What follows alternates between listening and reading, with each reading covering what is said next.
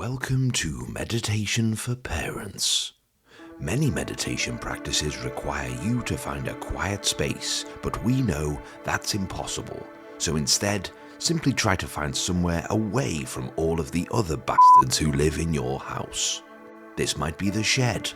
Maybe you have a large cupboard you can squeeze into, like a circus performer. But for most of us, it will be that tried and trusty fortress of solitude, the bog. If you are taking part in today's practice in the toilet, try to ignore the warm puddle of urine you've just sat in, the owner of which will remain unknown.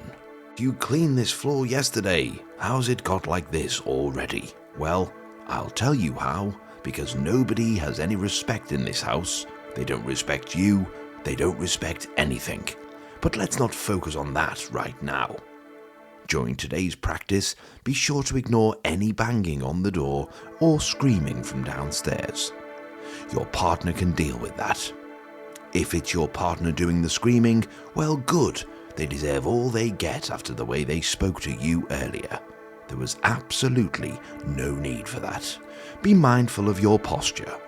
Imagine you're sitting in the passenger seat of a Nissan Micra at the tail end of a 9-hour traffic jam from hell, travelling back from a holiday that nobody wanted, none of you enjoyed, and wasn't relaxing in the slightest. Breathe in and breathe out. Obviously, if you're in the bathroom, you may want to skip this part. Try not to think about your childless friends. I cannot emphasize this enough. Under no circumstances during the practice should you be visualizing their nice, clean house with the south-facing garden that doesn't have a massive trampoline in the middle that nobody uses, because this, like I say, is not relevant right now. They don't need this. You need this. Instead, just like your children when you ask them what they did at school today, clear your mind of all thoughts. It doesn't matter you don't have a social life. Friends and joy are overrated. Learn to enjoy tiredness. Fatigue suits you. It brings out your eyes. Remove any thoughts that every decision you have ever made has been the wrong one. Instead, focus on that wonderful trip to Asda last month when you went alone and were able to push the trolley with nobody bothering you. These little moments should be enjoyed. Blinking feels nice.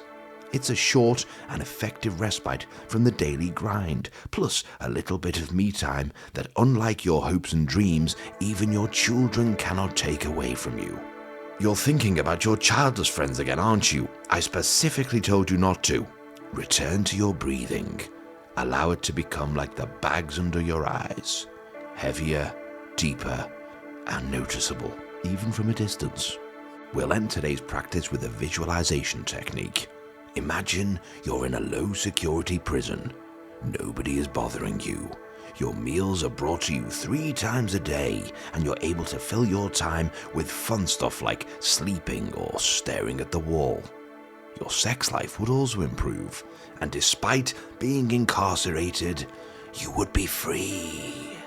And as we reach the end of today's practice, it's time to bring yourself back to the present moment. Daddy, can I just poop my pants? Oh, how's that happened?